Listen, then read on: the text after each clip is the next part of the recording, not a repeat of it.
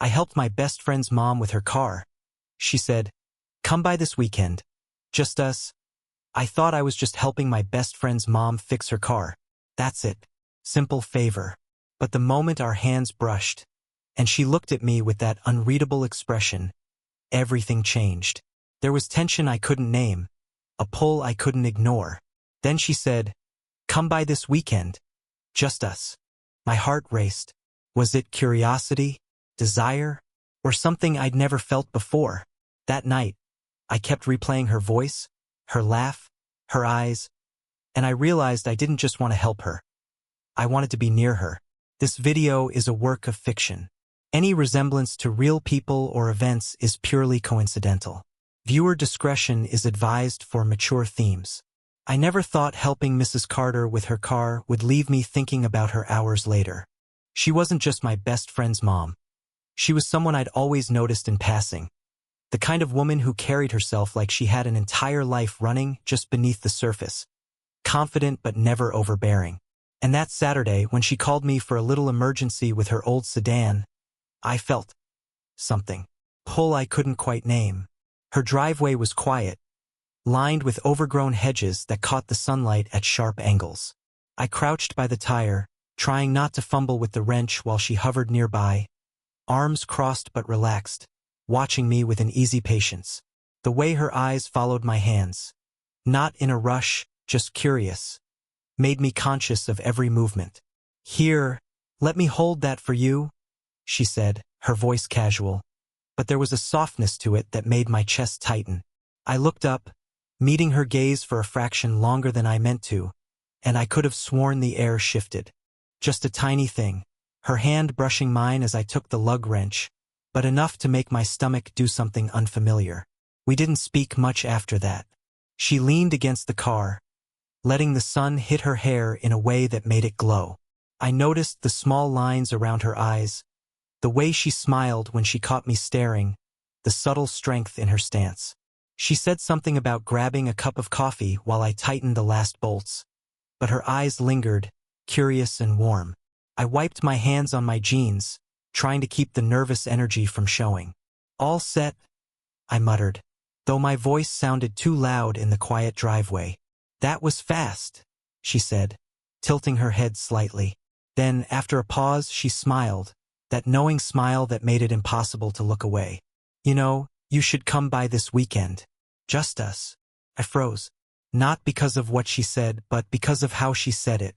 Casual, confident, like it wasn't unusual at all to make a suggestion that, for me, felt loaded with something I couldn't quite articulate. My heart did a ridiculous, uneven beat, and I found myself nodding before I could think it through. "Sure, yeah, I'll come by," I said, my voice thinner than I intended. She smiled again, a tiny curl of amusement tugging at her lips, and turned back to her car as if nothing had happened. But everything had. The air seemed heavier now, charged, and I realized I'd been holding my breath. When I got home, I couldn't stop thinking about the way her gaze lingered just a second too long. The quiet invitation in her words, the small tremor of warmth when our hands brushed. It wasn't romance, at least I didn't think it was. It was something slower, subtle, a tension wrapped in familiarity and curiosity. That night, I kept replaying her voice in my head, like I missed something, or maybe wanted something. And I didn't know which yet that I didn't expect her to call me again so soon. Saturday afternoon, she asked me to help move some boxes from the garage into her home office. "Nothing urgent," she said, but her tone carried a subtle hesitance, like she wasn't entirely comfortable asking. I drove over, my hands gripping the wheel a little too tightly, heart oddly alert. When I arrived, she was leaning against the doorway, holding a clipboard, eyes flicking over some papers but catching me as soon as I walked in. She nodded, almost imperceptibly, and gestured toward the boxes stacked in the corner. "Thanks for coming," she murmured. I noticed then the tired line under her eyes, the faint creases at the corners that didn't exist last time we met, and the way her hands trembled just slightly as she set the clipboard down. Subtle, almost invisible, but enough for me to pause before picking up the first box. We moved in a quiet rhythm, side by side, shuffling cardboard and office supplies. I kept stealing glances at her, noticing the small things. How her fingers brushed the edge of the boxes, the way she exhaled softly when lifting something heavy, a laugh that bubbled up once when a stack of files almost tumbled over. It was a laugh that didn't reach her eyes entirely, but it was real. She seemed distant, as though she was carrying something inside she didn't intend to share. I didn't press. I didn't need to. I could feel it in the way she paused mid-step, or how she let her hand linger on the desk as she adjusted a lamp. Vulnerability, tucked neatly under layers of control and composure. At one point, a box slipped from my hands, and she reacted immediately, her hand shooting out to steady it. Her fingers brushed mine for the briefest moment. Just a flick, and I caught the subtle catch in her breath. Her gaze met mine, and for a heartbeat it was like time stuttered. "Are you okay?" I asked softly. She nodded, but the hesitation in her eyes told me she wasn't entirely fine. She smiled faintly, almost apologetically, and turned away to set the box down. We worked in silence after that, but it wasn't empty. The room felt charged, small sparks of unspoken thoughts lingering between us. Every glance, every pause, every slight shift of her posture carried a weight I couldn't ignore. Finally, we reached the last box. She leaned against the desk, arms folded, and gave me a small sigh. I wanted to ask her something, anything, but the words stuck. Instead, I just looked at her, noticing the way her hair fell across her shoulder, the subtle tension in her jaw, the softness in her tired eyes. She looked at me like she wanted to say something, but didn't, and that silence felt louder than words. It was raining when I got to her apartment that Thursday evening. The kind of rain that makes the streets smell like wet asphalt and memory. She had asked me to help with a bookshelf she was trying to assemble. Nothing urgent, she said, but her voice carried that same quiet weight it always did. Inside, the apartment smelled faintly of coffee and old books. She was standing by the window, hair damp from the drizzle, sleeves rolled up, surveying the pieces like she already knew the outcome. I grabbed the screws and started sorting them on the floor. "You're meticulous," she said, not looking at me. A casual comment, but it lingered in the air, and I realized I'd been holding my breath. We worked in silence, moving closer than I'd ever been comfortable with. Her knees brushed mine when we reached for the same piece.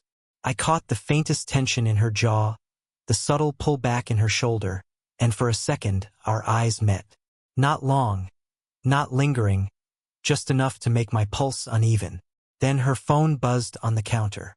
She glanced at it, hesitated, and I saw the shadow cross her expression. A friend? I didn't know and I didn't ask. She silenced it, set it aside, and leaned over the shelf.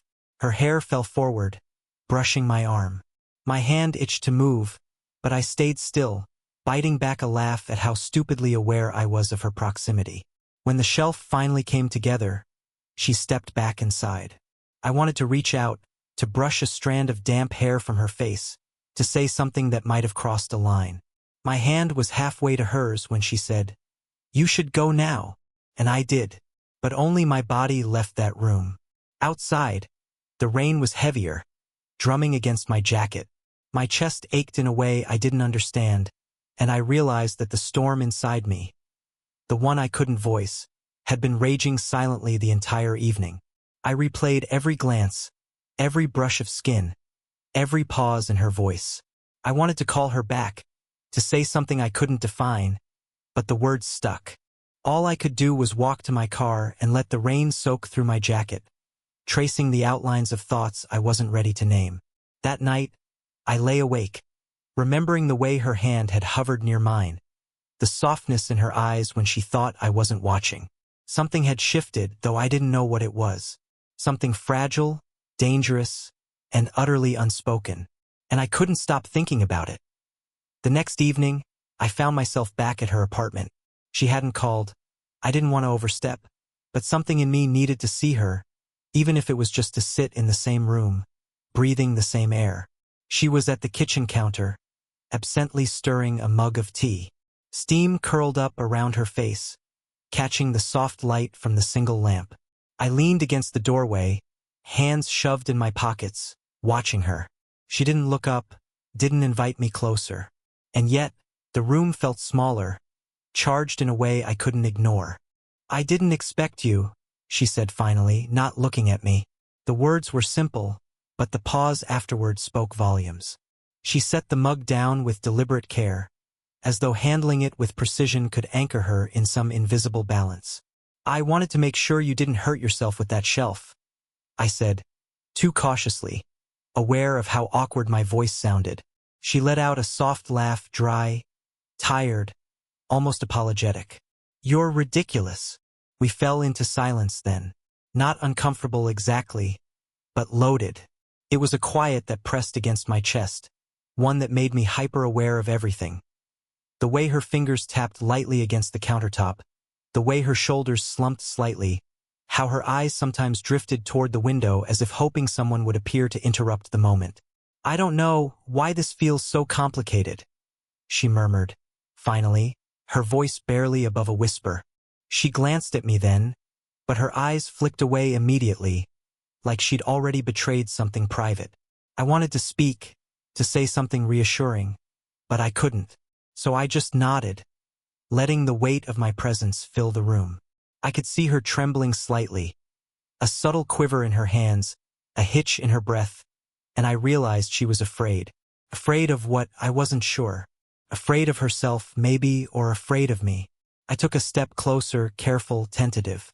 She stiffened, then exhaled slowly, as if trying to push back the tension coiling between us. "What are we doing?" she asked finally, her voice cracking just a little, fragile and exposed. The question hung there, unanswered, louder than anything either of us could say. I opened my mouth, then closed it again, because the truth didn't have a name yet. There was no ready answer. Only the silence between us, thick and sharp. She didn't say anything after that. She just looked at me, like she was already mourning something we never even had. And in that look, I understood that whatever was happening between us wasn't safe, wasn't simple, and wasn't meant to be neatly defined. We stayed like that for several minutes. Neither moving, neither speaking, just breathing the same air. I wanted to reach for her hand, to bridge the distance, but I stopped. Because some silences are louder than touch, I wasn't sure what had drawn me back to her apartment that Friday evening.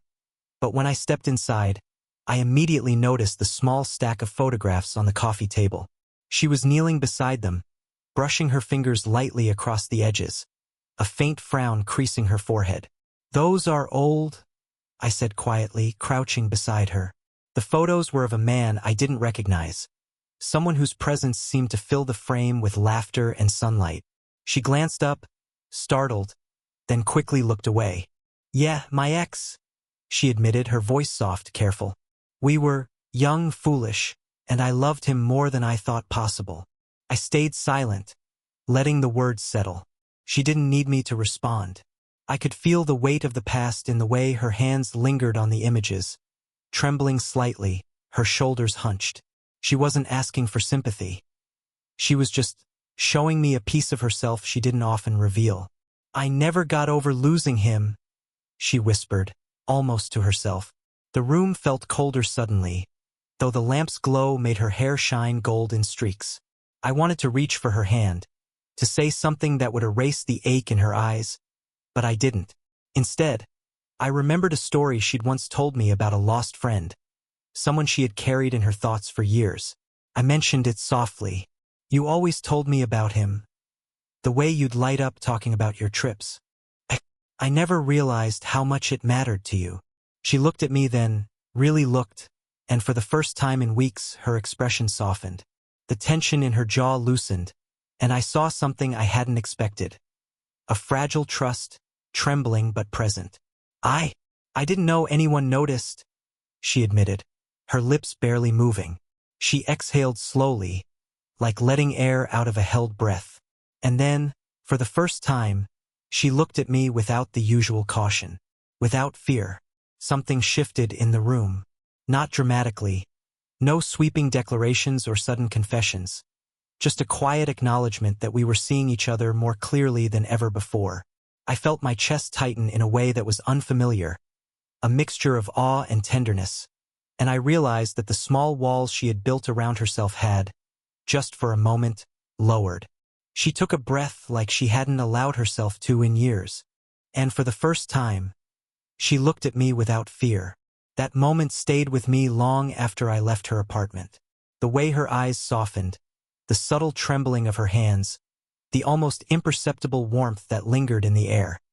It was enough to make me rethink everything I thought I knew about her, about us. I didn't need her to speak. I didn't need her to explain. I just needed to be there, witnessing it, knowing that something had shifted, something powerful, quiet, and irrevocable. And I knew, deep down, that nothing would ever feel the same again. That I showed up that Saturday afternoon without thinking, almost like the rain had drawn me there again. She was in the living room, sorting through a stack of books, sunlight streaming through the window and catching the dust in golden motes. I hesitated at the doorway, unsure whether I was intruding, or if I was exactly where I was meant to be. She glanced up, her expression neutral at first, then softened when she saw me. "You're early," she said, voice calm but with a hint of warmth. "I didn't want to wait," I admitted, stepping inside. The apartment smelled faintly of coffee and old paper, and for a moment, all the past tension, the uncertainty, the pauses, the longing, condensed into that single quiet space. We sat on the couch, not close, but not far. Just enough space to let the tension settle comfortably between us.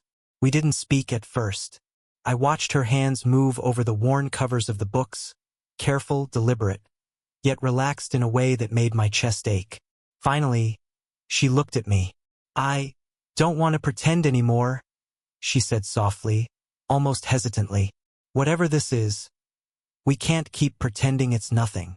I nodded slowly, feeling a shift inside me. "I know," I said, voice low, steady. "I've felt it for a long time. I just didn't want to pressure you." Her gaze softened further. There was a vulnerability there that made the air between us feel lighter, but heavier at the same time. Like everything had to be handled carefully, yet truthfully. I inched closer, careful not to rush, careful not to overstep. She looked down at her hands for a moment, then up again, and I reached out, letting my fingers brush against hers. She didn't pull away. Not immediately. Just a light, tentative touch that seemed to carry years of unspoken words, of hesitations, of quiet longing. We stayed like that, hands barely touching, for what felt like both a moment and an eternity. No declarations, no dramatic gestures, just the mutual acknowledgement of something inevitable. A bond that had been forming in silence, in stolen glances, in the careful dance of proximity and restraint. She leaned her head slightly toward me, not resting it fully, just close enough that I felt the warmth of her presence, the soft exhale of her breath. The room felt alive, charged with a quiet intimacy that didn't need names or labels. She didn't say she loved me, but she let her guard down, and that was louder than any "I love you" ever could be.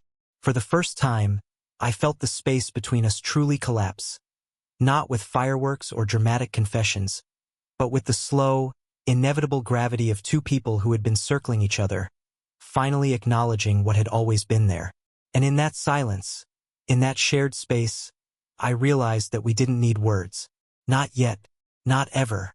This was ours, fragile and earned, and that made it more real than anything I could have imagined. Months had passed since that quiet Saturday on the couch, yet I still felt the weight of those small, unspoken moments between us. I often found myself replaying them. The brush of her hand, the way her eyes softened when she let herself be seen, the faint tremor in her voice when she finally spoke truths she'd held for years. Those moments had changed everything, quietly, irreversibly. I didn't just fall for an older woman. I fell into something rare, something slow, deliberate, and real. Something that wasn't about grand gestures or dramatic confessions, but about presence, patience, and the courage to let someone see you, fully and imperfectly. She had taught me more than I could have imagined about restraint, vulnerability, and the quiet power of human connection. I had learned to listen, not just to her words, but to the pauses, the sighs, the spaces where emotion lingered between them. Love, I realized, was sometimes less about declaration and more about understanding, shared silence, and tiny acts of trust. We still had our routines, our hesitations, our quiet conflicts, but everything carried a weight now, a gravity rooted in something true. I noticed the way she'd glance at me in passing, the small smile she'd give when I made her coffee the way she liked it, the casual warmth in the way she let me linger near her without question. Those moments, small as they were, felt monumental. Sometimes, I would catch myself thinking about how fragile it all seemed, and how easily it could be disrupted. And then I would watch her, the way she carried herself, the way she spoke softly when she thought I wasn't listening, the subtle gestures that revealed her trust. And I knew that what we had earned was worth holding on to, carefully, deliberately, like a delicate flame that could not be rushed. Looking back, I realize now that it wasn't just about the physical closeness or the stolen glances.